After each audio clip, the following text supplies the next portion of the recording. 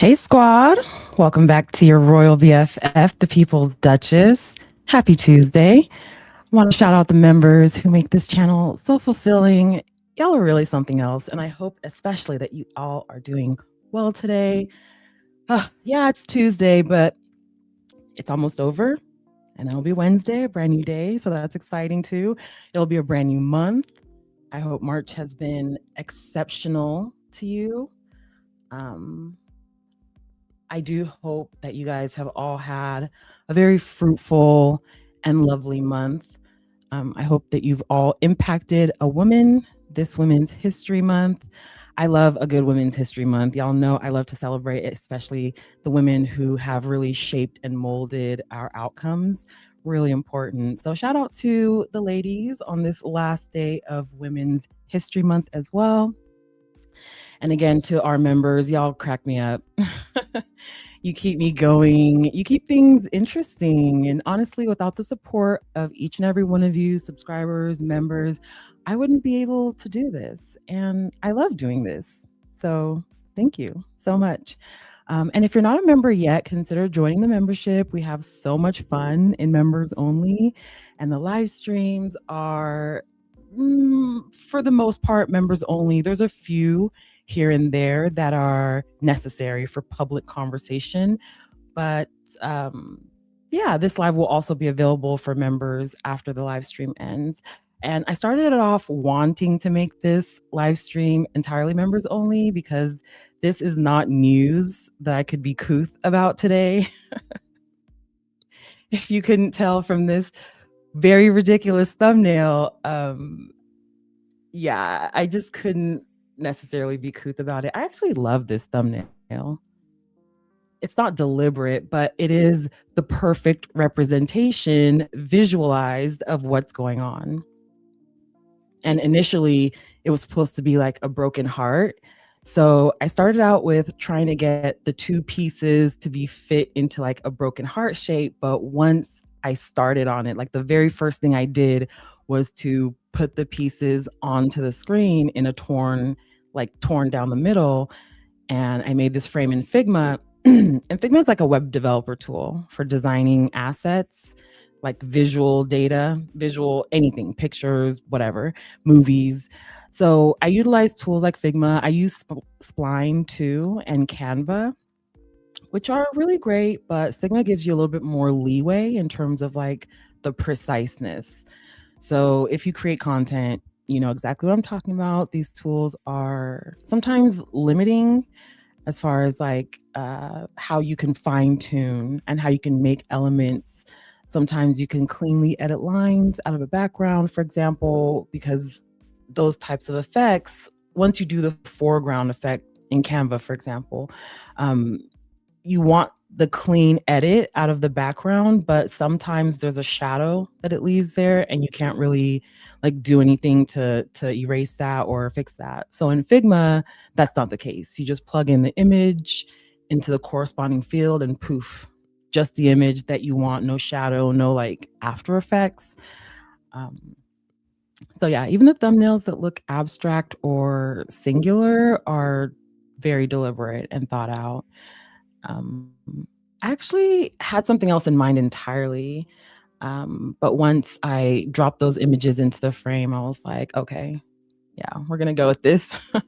And it's not like funny or anything, but it's, like I said, representative. There couldn't be more divide in this situation. There couldn't be more crises than there is now. And my initial thought was just like, oh man, Harry's probably taking this really tough. And not because, you know, not for any other reason except that it still is his family. And regardless how we feel, you know, Harry chooses to have his family, his father in particular, in his life beyond like a professional capacity. So I'm going to support that for sure. I'm going to support that. I mean, yes, I'll roast a little bit for sure. We will laugh a little bit. Yeah. But this is a really precarious time for him. And I will keep that in mind.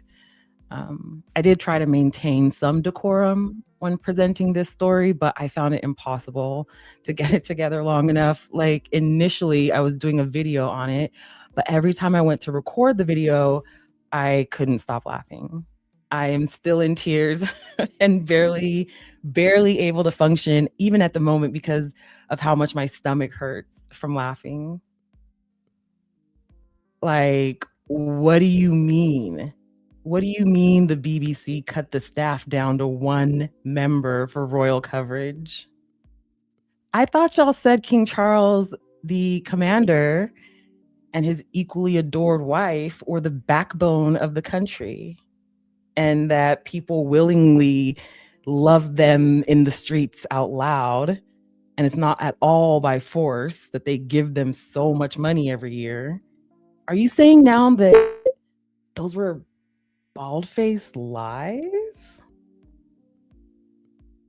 Are you saying that, in fact, our eyes and ears weren't deceiving us this whole time? Are you saying that scenes like this don't really actually matter and we should just like not disregard them, or should we? I don't know. I thought that like throwing produce was a sign of deeply profound respect over there in Colchester. Actually, that was in York, but nonetheless, are you saying that shouting "Parasite" at them during Commonwealth Day wasn't just another way of expressing love and gratitude? Huh. I'm dumbfounded because I could have sworn these latest set of polls said that the royals bring in so much attention and adoration. Everybody loves them and is thankful that they're around. Y'all said that nothing else in that country was as important as the royals doing what they're doing and having it all. And well, they're not really doing anything, but y'all said that that was perfectly fine. So I'm curious why it's not perfectly fine anymore. What's going on? What's going on at the BBC? That's what I'm curious about. I mean, my pancake has been flipped at this shocking revelation. And especially as it pertains to like the future of the monarchy. Y'all said that everybody was gung ho and super excited for the next generation, that everyone loves being oppressed, and they're really excited. They're really excited for the new generation of royals to cost even more than the previous generations. Record number cost. Let them tell it. Brits are basically salivating at the mouth for someone else to come in with their boot on their necks. Y'all said that everybody was looking forward to the next generation of the heir and Princess Gone girl. No? Yeah, not only is the math not mathing, but a picture is also worth 1,000 words. This picture is like a historical piece of documentation, as is this picture. Like they're talking about how this BBC shakeup will affect the next funeral. And it's weird. There's several things that jump out at me as very strange about this piece, but like primary among them is, why are you using a picture of Harry and Meghan talking about Charles's funeral? Like, why is that? Why are we even having this conversation? One, and why is this the visual representation for that? Why is this what you guys care about? And Queen Elizabeth, she been gone. Why are y'all using her picture? Like, hello? Are you trying to make people think that they might be tuning in for Queen Elizabeth's? I don't understand. And there's a lot of things that I don't really understand. The more I kind of get into this, the more I read into the story about why they axed the staff. But a picture is in fact worth 1,000 words, and I think it has a lot to do with this particular picture as well. That would be the funeral procession here with Charles in the front, Anne and her husband, Andrew, I think they're the Edinburghs now, the Edinburghs, and then the heir and his concubine. I don't know, whatever. Why are they standing so far apart? There is an Atlantic Ocean in between them in this picture, and they're the only two people situated as such. I get that their kids are in between them, but why would they not have them a little bit up so they didn't have to be that far apart? The optics are just not really opticking, I think. If I were doing this, I would have probably pulled them together a little bit more or recalibrated that particular line because the optics aren't great. And it doesn't really help all of the things that are being circulated. And I don't try to recirculate unfounded stories, but again, you can see in several of these pictures that the optics are just not great. And at what point does it become this is the everyday reality and not just optics?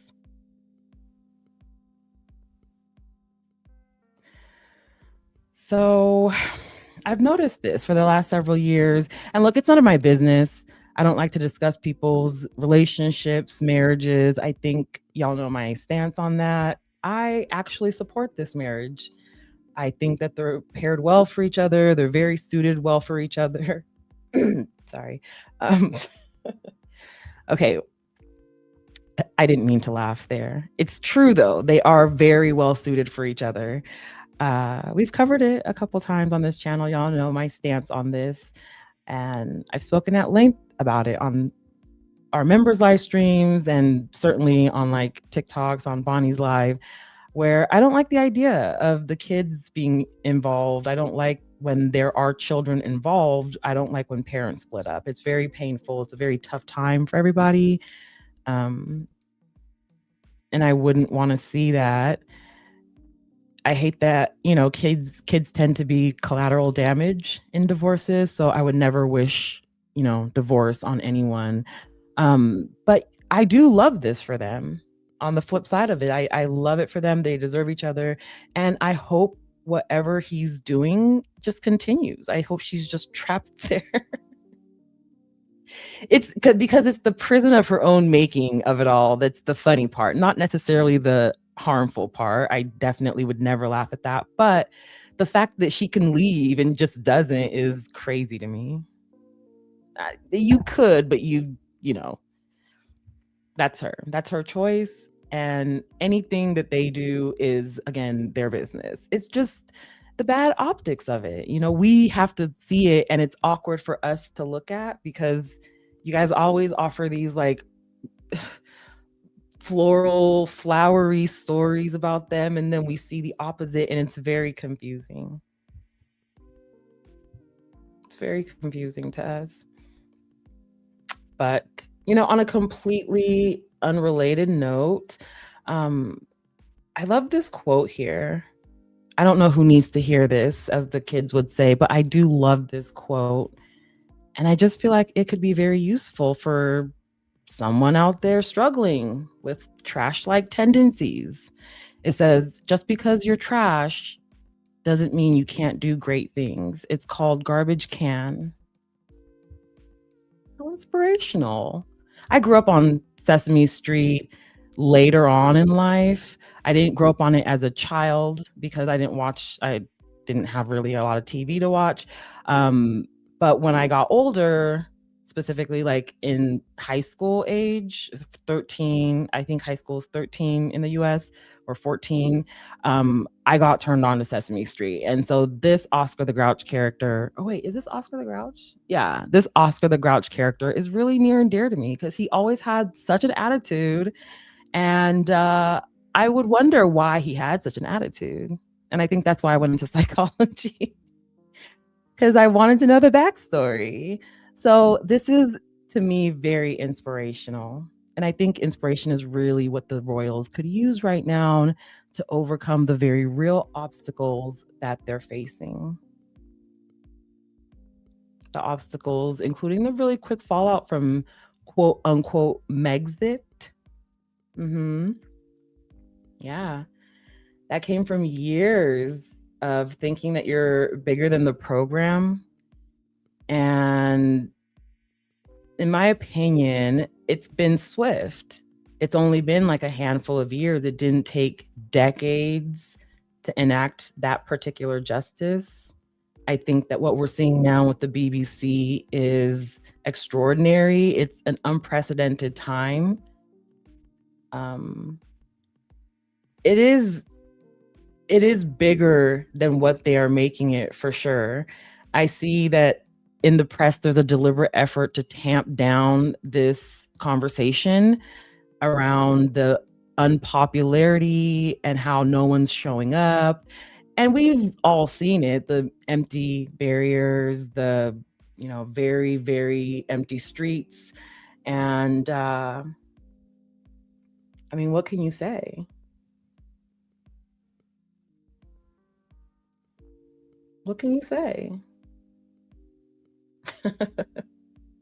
This I don't know why this video makes me laugh. It brings a good humor.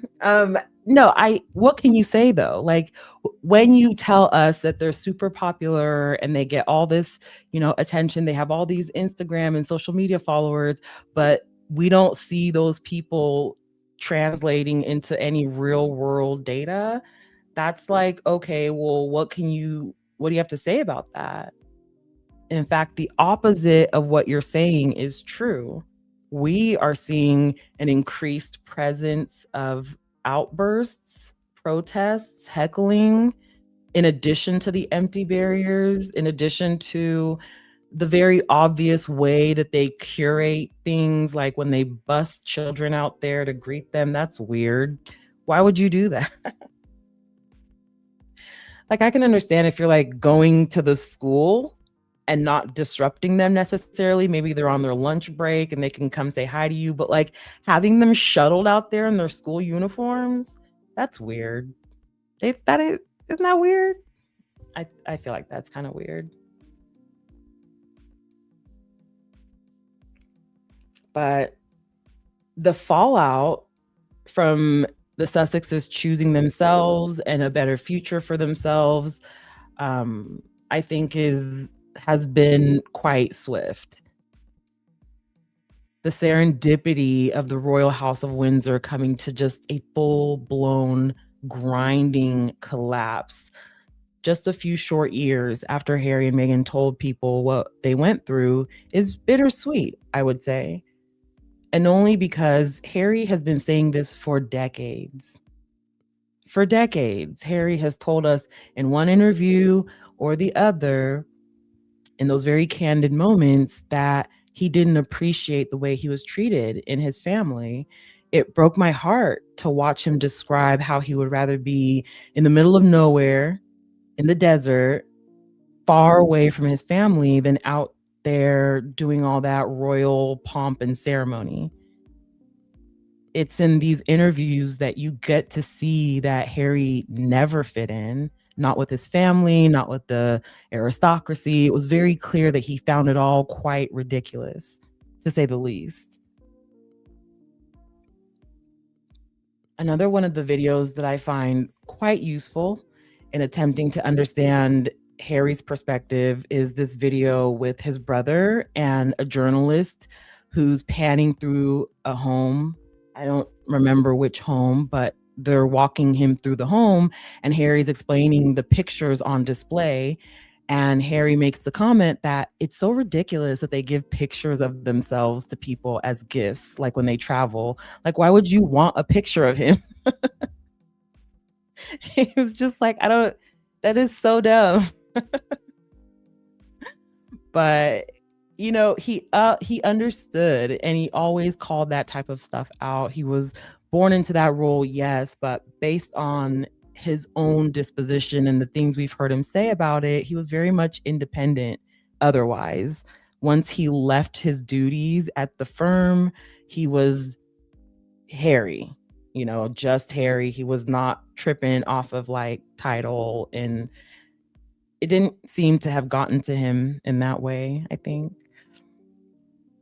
It definitely like reminds me of someone who's been like imprisoned but refuses to let the institution institutionalize them. Like my mom used to tell me all the time about the inmates that would talk to her when she was administering treatment to them, like the ones that needed longer treatments like dialysis or other very intensive therapies. They would tell her these stories, and it was inspirational in that even though they were really and truly just like locked up and couldn't really do anything else, they had it to where they were not going to let that, like, I don't know, break them, I guess, destroy them or something.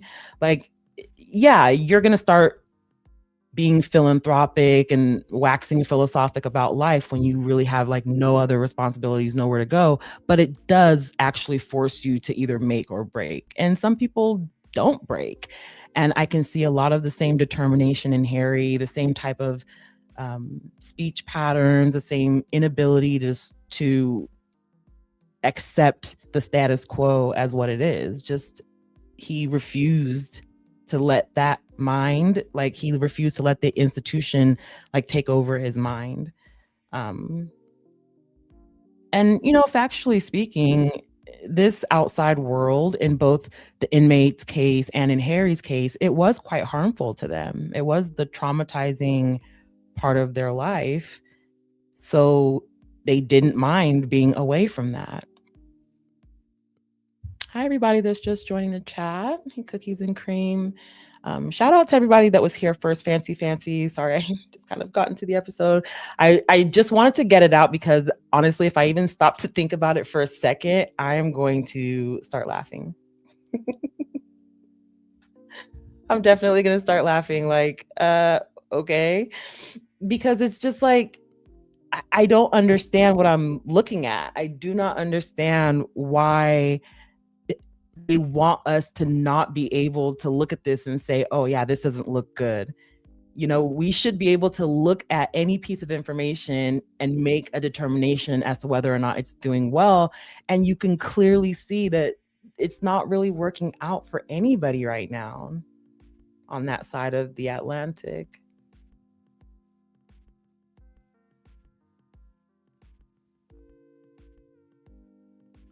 I don't know. I just would never like take any advice from someone whose life is in shambles. And no matter how you're looking at the situation, at this particular situation, it reads shambles. I haven't seen all of the responses to this BBC piece, but I did read Feminagra's article about it. A really good article. If you haven't already read it, I'm going to go ahead and pull it up because it is amazing. Shout out to the writers at Feminagra. They reported that BBC finally admits the royals just aren't worth the money anymore and cuts events team. Sorry. And cuts events team to a single staffer.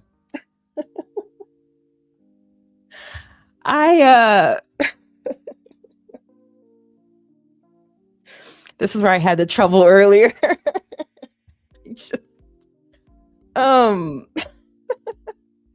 Look, they're citing costs. They're citing rising costs and inflation.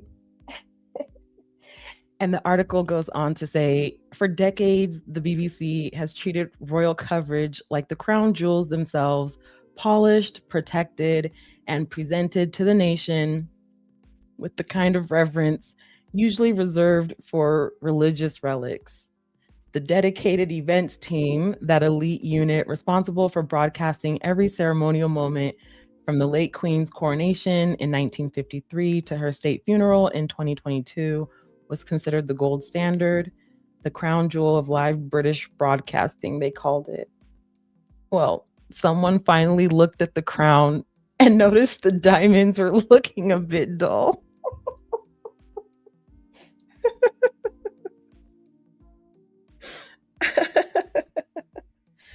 Oh my God, that is so funny. I don't know why that's so funny to me, but that is just so funny.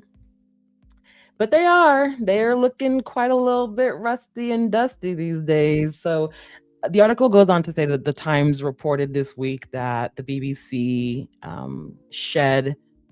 essentially shuttered their entire royal coverage down to Claire Popplewell, who will oversee everything now. And if she needs any assistance, I guess will turn to independent collaborators for any of the coverage that she needs. So the freelancers for future events like Trooping of the Color or the state funeral. And it's, man, I just can't. I just can't. Like, it's gosh, what do you even say? I just can't even understand why, for one, it took this long. The decline has been occurring for years and years and years. Pretty much we can pinpoint it from the moment Harry and Meghan decided to leave. This was inevitable. This is an inevitability of that decision because someone was in their ear telling them the wrong thing, telling them that they need to shine and they need to get rid of them to shine. So they got rid of them. And man, the opposite is occurring. It's stated that the remaining 80% of the team will be axed as the corporation hunts for savings across the board. So yeah, they're using that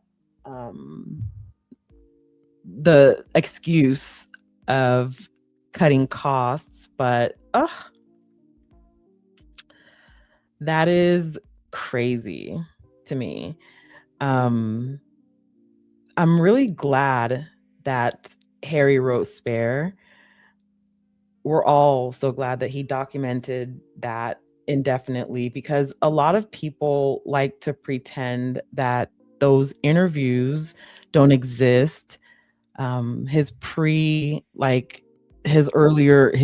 in the army, his time in the military, he did a lot of interviews.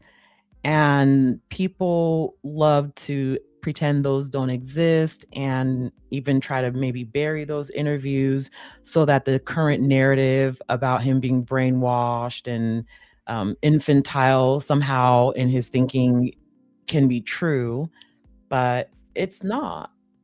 It's not true. And those videos still exist where Harry himself discusses it. I always say, look, you don't have to take my word for it. The videos exist and they're true to him. They're his words directly. It was his truth. So obviously, I mean, we all respond and react to that, but you can go straight to the source as well because Harry has always said what he felt. In fact, I think I have that video. I do. I have that video. Let's watch it. I'm worried about you. No, I don't think so. No one really knows where I am, and I prefer to keep it that way for the meantime until I get back in one piece. Then I can tell them where I was. At the moment, I think they think that I'm tucked away, wrapped up in cotton wool. Your brother's presumably going to be rather jealous of you when he finds out. Yeah, I mean, he's jealous anyway because I'm a JTAC and it's one of the best jobs in the army. I think there's a lot of people who disagree with that, but I think there's a lot of people who would agree, mainly in the JTACs. Just one more, Harry. What are you missing out here? What from home? What am I missing the most? I should have thought about that before this started. I don't know, actually. Nothing really. It's bizarre. I'm out here now. I haven't really had a shower for 4 days. I haven't washed my clothes for a week, and everything seems completely normal. So yeah, I honestly don't know what I miss at all. Very nice just to be here and be with all the guys and just sort of mucking in as one of the lads. Shout out to Harry and Meghan on TikTok for that clip. Yeah, so straight from the horse's mouth, I guess. He would rather be mucking it in with the guys out there in the desert, no shower, no clean clothes, and then compare that to his life in the UK. He doesn't miss it. There's nothing he's missing.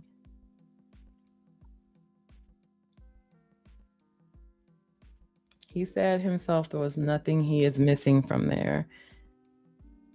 So the question then becomes, well, aren't y'all embarrassed?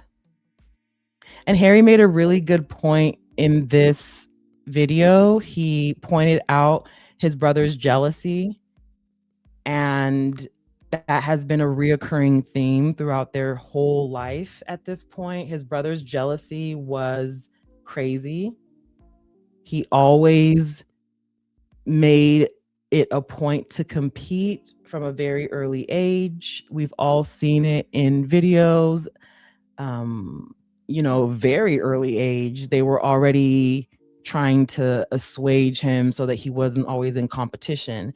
So Harry points out that, like, yeah, his brother stays jealous of him. Like, that's nothing new. The way he rolled his eyes when he said that tells me that there's nothing new about that. And that's why I'm really glad that he wrote Spare, because he said with his own mouth, he told stories about why he didn't miss his family over there, about the kind of way they were treating him. So, it makes videos like this very important because it's not a new phenomena. And then there's also another video similar to this of the two of them speaking in front of like a jet or something. And Harry also said this to his face. Like, he said it to his brother's face at the time, that he was jealous, that he was a better pilot.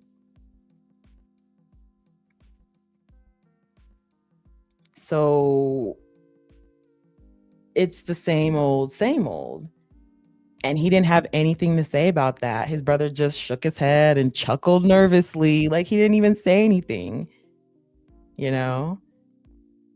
So it's important to understand the dynamic existed long before any women or relationships or wives or girlfriends.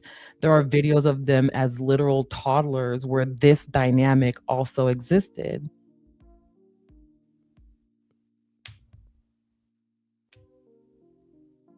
There's, there it is. There's that rabbit video where his mom is trying to like coax him. I think I remember the details kind of foggily, but it's like a rabbit video. He's like petting a rabbit or something, and then he's like, oh, I don't want to pet this rabbit, until Harry wanted to pet the rabbit, then he wanted the rabbit again. And then the other one where his mom is trying to like coax him out of like a garden or like a back area. And I don't want to get too far into that because that's just how kids behave. I'm not going to, use that to point to anything. I just say that to say that the dynamic has in fact existed pretty much all their life. And I don't know his psychology. I'm not a psychologist. I don't know him, but I pursued this academically. I've dedicated a large portion of my professional career to understanding why people act the way they act and do the things that they do. I'm not diagnosing anyone by any means, but again, we have eyes. We can see, like, we shouldn't just distrust our eyes. Like, he's not the first person, and he certainly won't be the last person. He's not the only person in the world who's ever displayed these traits. We can pretty much use what we're looking at and weigh them against everything else that we've seen to make an accurate assessment for ourselves, at the very least, for ourselves. For myself, I can look at this and say, wow, this is kind of not great. And again, thank goodness that Harry told us it was not great. So we don't even have to make that guess or judgment. It's factual coming from the other party involved. So Luckily for us, none of these people are like demigods. I think that if they really did believe that they had very pricey, very special blood, then maybe the useful thing to do here would be to donate it. If you're serious about giving back to your community and generating a lot of positivity for yourself, I mean, blood and plasma donations are free. They're practical ways to help people. If your blood is as extraordinary as the claim being made here, then maybe it should be put to work saving lives. How about that? I'm just saying, it's valuable. I thought I had valuable blood. I have O positive, and they say that that's the universal blood. So, like, I donate. I want to save a life. I think that's the least y'all could do. And if you're doing it like privately, this would be the time to say that you're doing it. This wouldn't be the time to be like, oh yeah, no, we're just gonna keep that under the vest. No, you might want to pull that card out. It's like the work that we can see is what's important right now. And so if you're perhaps maybe donating funds, okay, I can understand that being quiet, but you want to tell people that you're donating blood if that's the case, because that's a very helpful thing and you want to encourage more people to do so. Similar to the work that Prince Harry did in the Bahamas with Rihanna, getting tested, encouraging people to get tested, trying to raise awareness for that so that they would also do that. So if that's the case, y'all should just, hey, shoot out a little, what's it called? A little video, a little quick PSA. Hey, yeah, we're donating some of this special blood of ours. We're going to save so many lives. Y'all should do the same thing. Oh, yeah, it was Barbados. What did I say? Did I say Bahamas? I did, didn't I? My bad, y'all. It was Barbados. Thank you, Mush. Shout out.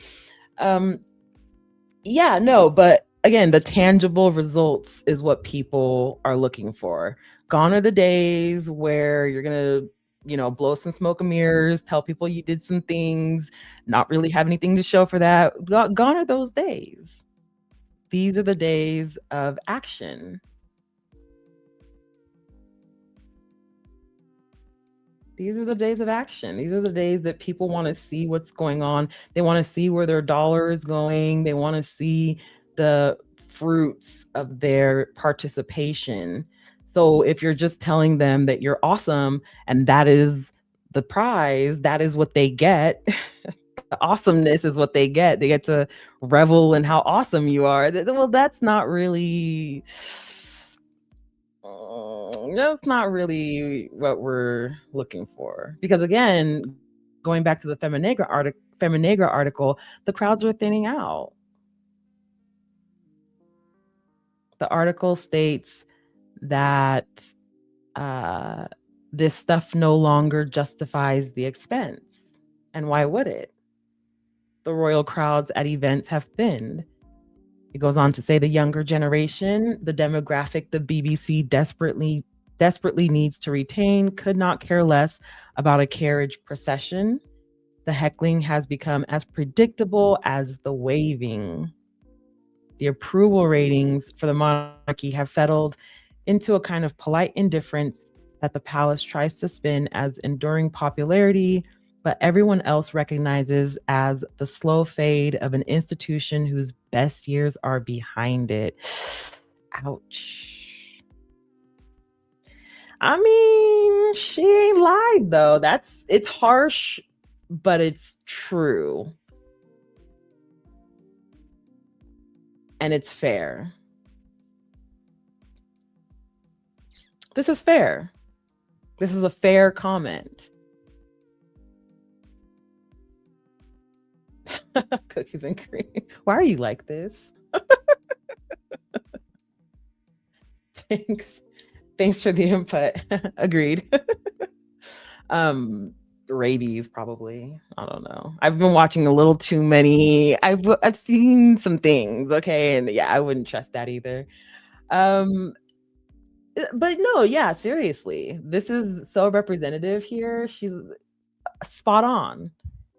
Um, she goes on to say that the BBC has to be impartial in its reporting, which means it has to show the booze, it has to show the empty streets, it has to report the plummeting approval ratings, the scandals, the awkward moments between heir and wife when they greet a crowd and half of them turn away.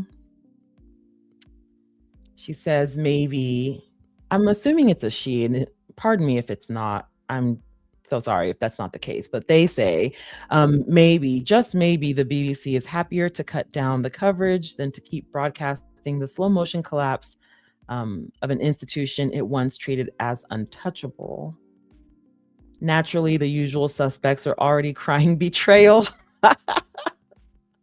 She names a bunch of, royalists and, their quotes and saying that, oh, this is horrible. This is horrible. Well, why not just pick it up on your network then? I don't understand what the outcry is about here. Why are you acting like it's their job only to do broadcasts of royal coverage? Why don't y'all do the broadcasts? You claim you're a news agency, you have cameras, you have people that can walk out there and just record things. Why are you not picking up the broadcast yourself?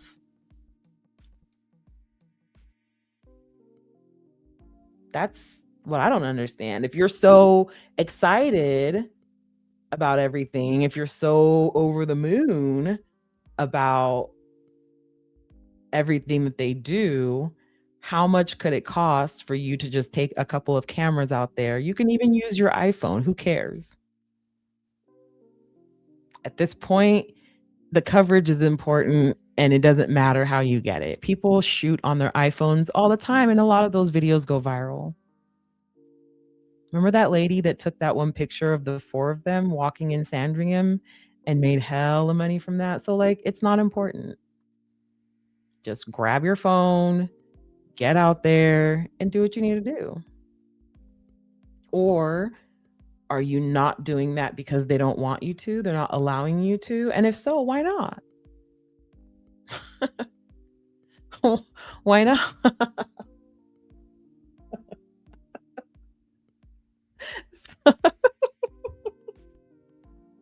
It's almost as if you're even too greasy for them, and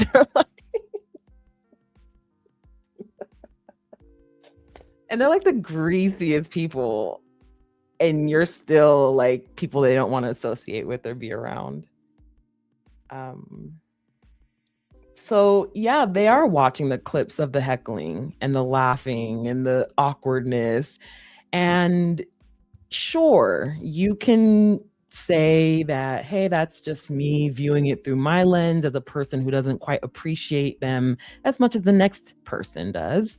Fine, but that would also be disingenuous, wouldn't it? I feel like that would be disingenuous because if that were to happen to you, let's say you went somewhere and people were calling you names when you got there, you wouldn't feel great about that. You wouldn't think that that was a triumph of an evening. You would certainly be, at the very minimum, upset or offended.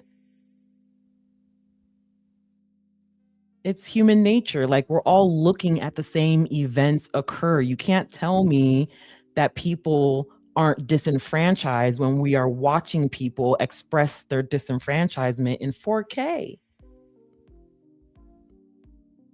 And as the Feminegra article points out, they can't just cover it up with music as a live moment. They have to show the booze. They have to show the screaming and hollering and the profanity. They have to broadcast that. They don't have any choice because of the format. They don't have time to edit out any of that stuff.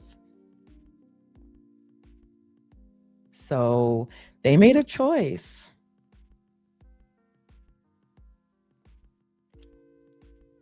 And I don't understand. They want to copy everything else about Harry and Meghan except their work ethic.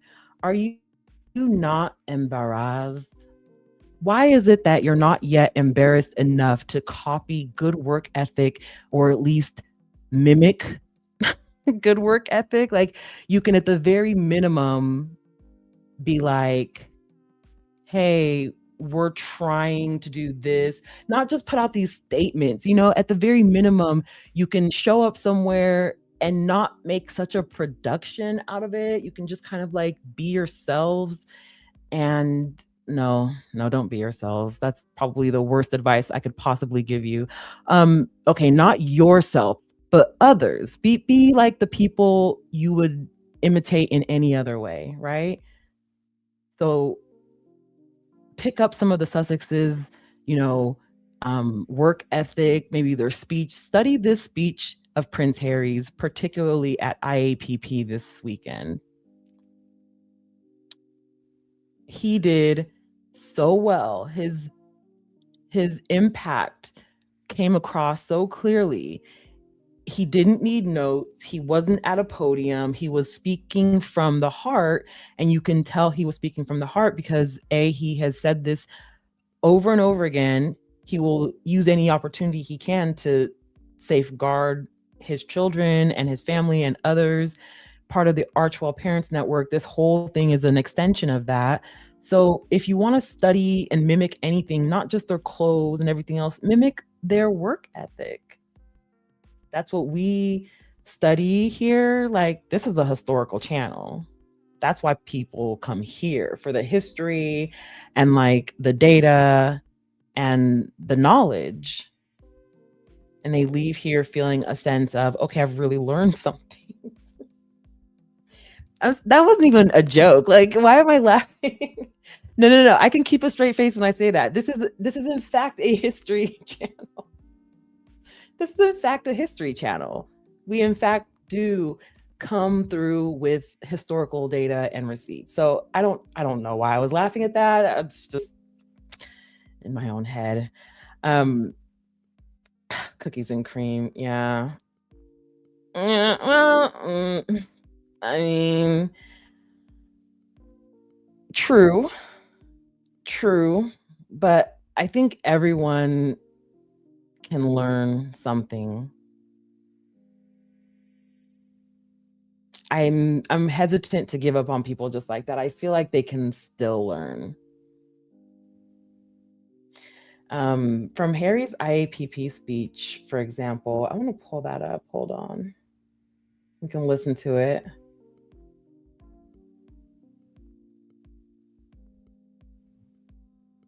It is like turning an oil tanker, and you just have to stick with it. And the longer you stick with it, the more you stick with it, and the more you come together to achieve that goal, the faster it will happen. And by this point, it's already taken far too long, but I do feel like we're on the cusp of something transformational. So there you have it. Harry is a really good orator. He's already a naturally gifted, very calm, cool, and collected orator. But I studied this clip very closely because I noticed that his composition is also that of a very effective communicator, not just in the way that he puts together sentences or the things that he says, but in the conviction that he has in his speech, the way he delivers the speech, the cadence, the stress on certain syllables and notes. It's really good. It's very commanding. At the end of watching him speak, you get the feeling that he is a commanding presence, like an expert on the subject matter. Certainly reminds me of a certain 44th president. Very inspirational, very, appropriate in tone, despite the serious nature of the conversation. He doesn't make it sound like doomsday. His voice and message is one of hope. And I think that this is very effective when you're talking about someone who is in a leadership position and trying to tell other people about a plan that he has or something that he's trying to get people to rally together and do. This is very, very effective communication. So if you want to sample this, along with the shoes that he has on or whatever else about him that you're going to try to mimic, the outside is not nearly as important as what's coming out of this man's mouth.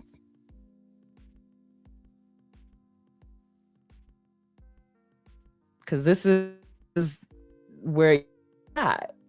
You're at a place right now where all the cards are falling down. You've got the church on one side trying to lift y'all up. You've got the bureaucracy on the other side trying to lift y'all up. Like, this is where y'all are at, and it's not working. Usually one of the two of these people could have caught you before you fell, picked you back up, dusted you off. But look at you hitting the floor. At this point, no one can save you because you've made all the wrong decisions. You've highlighted all the worst traits of your family. And in doing that, you've really brought a significant amount of embarrassment and shame. I mean, not that your name had any like morality attached to it before, but at least people were not in your mother's face calling her a parasite. Data, facts, inarguable facts. This live stream is brought to you by facts and numbers. So the BBC is serving the public and they have a bottom line. So those two things mean that they're not going to continue spending money on royals and royal engagements and events that people are, you can see online, not having it. They're not into it. They're not like as excited as they should be, as the royals think they should be. And that's on you. That's on you for ignoring the fact that you put millions of bots out there in the first place to make it seem like y'all got some clout that you don't actually have. That's on you. You employ these bots to comment under Harry and Meghan posts. You employ these bots to bulk your numbers. That's on you. That's not real, and you know it's not real. So when what happened, like, what do you expect? You're creating an illusion of importance, and then you're shocked that people don't actually think that you're important. That's on you. I don't know what to tell you, babes. And it's not like an isolated decision, according to the article. They said that there won't be the same outpouring of grief that greeted his mother's death. The crowds will be smaller, the attention will be shorter, so on and so forth. I think that beyond that, beyond the fact that there won't be the same outpouring of grief, they've already talked about it in that AOL article that we briefly touched on earlier. They're looking to see if Harry and Meghan gonna show up. That's the amount of care that they're willing to even give. Like, the baseline is, if the two most exciting people in this whole mix-up won't be there, then I don't know that I will want to tune in. I might catch it on the replay, gang, but I don't know. I don't think that it's important enough if I'm not catching a glimpse of them live. And sure, Lizzie was very famous and very well regarded among various groups, but she was also deeply despised among several others. Not everybody was happy. Or not happy. What's the expression? Grieving.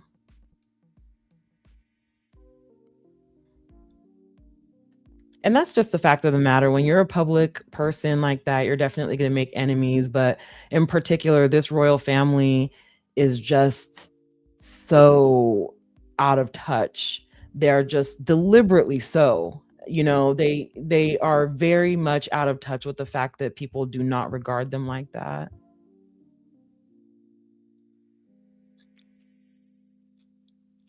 So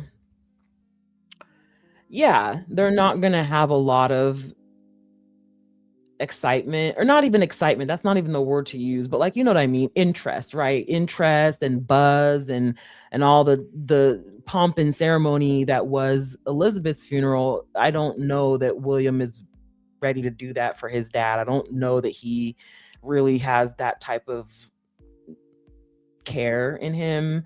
And I know that it's not necessarily up to him to plan it or whatever, but it does fall on the next monarch to make sure that their parent is taken care of. That's how it is in any family. Like, if your parent passes away, unfortunately, you do, as the child, have to make those arrangements.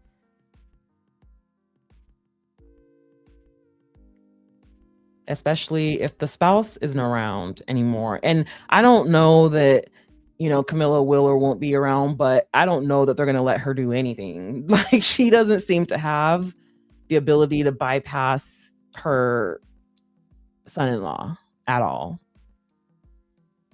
Which I guess that's how it goes when you're a consort and not like the monarch themselves. But in any case, he tries to give her a lot of power. Everybody rejects that. Like, Charles did everything he could, including crown her next to him, and people are still like, I don't care about that. I don't care about that. I'm not doing that. Like, it doesn't seem like she has a lot of say so in things. We don't hear much from her. When we do hear from her, she's also being heckled. She's also being called out. She's also being, asked questions about Andrew. And if anyone knows about Andrew, it would be her. She knows everything, bro. She's been there since day one in this family. So she knows everything.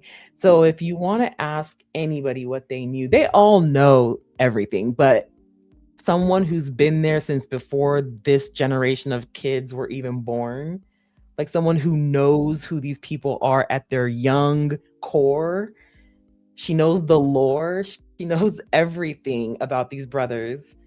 So if you're going to ask anyone anything, it should be her. She has, I think, the keys to everything. She'll never, ever, ever betray anybody, though.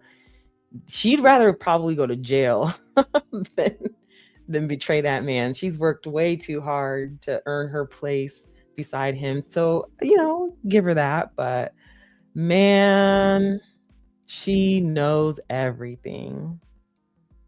I wish that she would submit to a police questioning, even if we don't know about it. They don't have to discuss it. But if you want to show people that you are a person of integrity, you would volunteer to discuss anything the police needed you to discuss. You wouldn't hide behind, you can't question a monarch, you can't do this, you can't do. That's a law that you put in place to protect yourself. You can definitely do whatever it is that you want to do, including talk to the police. Cookies and cream? Girl, you drunk? You sound like you've had a few really yummy cocktails tonight. And I also agree with that statement. But this Feminager article is kind of amazing. They closed the article stating that the royalists can complain all they want. They can send their biographers to the papers to tell about the BBC's short-sightedness and clutch their pearls about erosion of national tradition. But the numbers don't lie. The ratings don't lie, and empty streets don't lie. The BBC has finally stopped pretending that the crown jewels are worth the cost of polishing them. And really, who can blame them? Ouch. That is cutting. That is just, she may tell you a joke, but she will never tell you a lie. And it's true. It's true. It's all quite objectively true. You can see the data with your own eyes. Social media does try to distort that a lot. They try to make it seem like, oh, no. These invisible people are real fans. and it doesn't translate to real life. And you can't ask people who are not visually impaired, who can see with their own two eyes what's happening. You can't ask us to pretend like we're not seeing what we're seeing.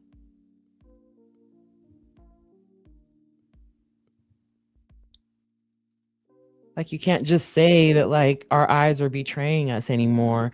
And instead of doing that, instead of spending all of this time and effort trying to convince us that this was a huge mistake and, oh no, it's terrible, we really actually love them and want them, you need to just start moving. There needs to be action. There needs to be a two-pronged bit of action that occurs right now. Okay, first of all, you need to get out there, hit the streets, find people, fellow royalists, and pool together your resources to save royal reporting. Right? Don't be shocked. Don't be outraged. Be action.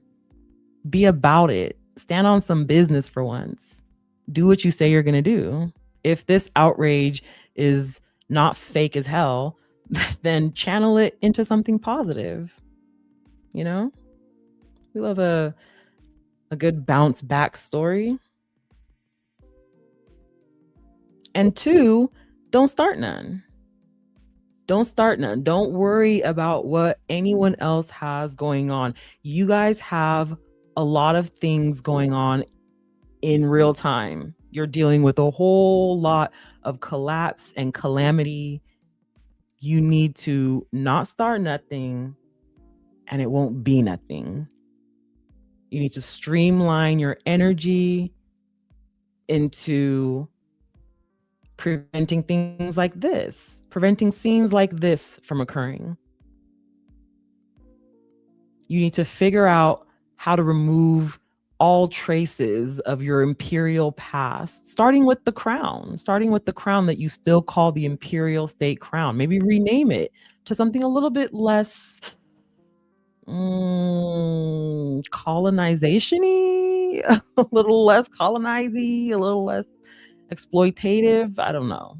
Maybe give some of those things back to those people. I don't know. These are all just suggestions. But I think that those days of yore that you're yearning for right now, those are truly well and gone. And if you don't see that by now, then I don't know what to tell you. If you don't see that like things are really going downhill, things have taken a drastic left, things are well and truly screwed, I don't know what to tell you. I can imagine it's difficult for y'all to go outside these days. I know that you are always looking over your shoulder and wondering who among this pleasant looking crowd is asked me about Andrew, which there always is one or two very unexpectedly kind looking people asking you about Andrew. Very not unexpected. What's the word I'm looking for? Unassuming. They're very unassuming. They look like everybody else. Maybe they're a little bit elderly. Maybe they're quite elderly. They're just, you never know who's going to ask you what. And don't let kids hear about something. They're definitely going to ask. They're absolutely going to ask you. You let a kid hear something he shouldn't have heard, oh, he'll ask. And what, you don't want cameras around when that moment pops up, right? It hasn't happened that we've seen yet, but I don't know that they'd ever take that chance now that this is a popular thing to do whenever they go out. Anyways, it'll be interesting. It'll be very, very interesting to see what happens, to see the next steps. I don't really follow like the royal news stories very closely because I don't care, but this has been really interesting. it's been really interesting to see that justice is finally swinging. The pendulum of justice has finally swung into the correct direction as far as his family is concerned. And it took Meghan, really, because Diana had been saying this for years. She went on Martin Bashir and told everybody that this was happening, and nothing happened to these royals. Nothing happened. Yeah, they had a dip in popularity, whatever, but like financially and as far as status wise, nothing happened. They suffered zero consequence for any of this. And now, same thing with Harry. Harry had been being mistreated his entire childhood after his mom passed, and up until today. He's been saying it most of his life, and nothing has ever happened to any of his tormentors. So now it took Meghan coming out and also telling her side of things, also telling her story, for people to be outraged enough to where there's this like domino like collapse. Enough people were so either sickened, or even if you're indifferent, like it made you indifferent to the point of apathy. Like people are apathetic about the royals. That's not showing up, not caring. They just don't care anymore. Where they used to, all of this controversy and the blatant racism, it made them apathetic. It made them say, okay, well, whatever, and back off, and maybe not go out there anymore where they used to, maybe even passively go out there. They're just eating sandwiches at home now, just looking at the royals and, oh, okay. Like that lady at that sandwich counter when they went to the, what was that, a coffee shop? Just nonchalant. No one's really tripping anymore. And I think it's wonderful that this is where we're at. I hate what it took to get here. I enjoy doing this channel. I enjoy everything about it, except when I have to address things like this. And it's not my favorite, but it's necessary and we will do it. But yeah, we've gotten to this point where I even have to discuss it because, for one, it's hilarious, but it's interesting because we are living in unprecedented times, and it'll be very interesting to see what happens next, to see if they do take any of our advice and do better and work just a little bit harder, not even asking them to do a ton of stuff, just a little bit harder. And I know we shouldn't want good for them at all, but actually what's good for the goose is good for the gander. I think that's the saying. Or maybe it's backwards. I'm not sure. But what's good for one person is good for everybody. Imagine if, the heir to the throne weren't so angry all the time. Imagine if they were actually pleasant people, and how that would look, how that would translate and be better for everybody else. I've never met any happy tyrants. I've never seen anyone who was very happy with their life and not doing the most brutal things. Or wait, not who was happy with their life and doing the most brutal things. I wish happiness for everybody. I really do. I think that it would be much better if they can get better. So I don't hate anyone. I don't wish ill on anyone. I actually hope that they get better. I say it all the time. I really hope that you take a page out of Harry and Meghan's book and just do better. And I don't say that, facetiously. I mean, for real, like, just do better. Like, you have the whole world at your fingertips. Like, you can just do better, right? You can just do better. Not faker, not like weirder, but better. Maybe they can't. I don't know. They probably can't. I don't know. I'm this close to giving up hope. But for the sake of Harry, I don't want that whole side of his family to collapse. I do want it to be restructured. I would love to see it less oppressive. I would love to see it more ethical. Wishful thinking. I know that they're not ready to give up anything yet, but it's still, manifesting. I'm still putting it out there. It's still what I would love to see. I would love to see the goodness in them in these ways for Harry's sake, for his kids' sake, so that they can have normalcy on that side of his family too. I know. It's wishful thinking though. Well, I have really enjoyed hanging out with you guys and getting into this article from Feminegra. Again, shout out to Feminegra. This is a wonderful, wonderful article. If you guys haven't already read it, definitely go in and read the full article.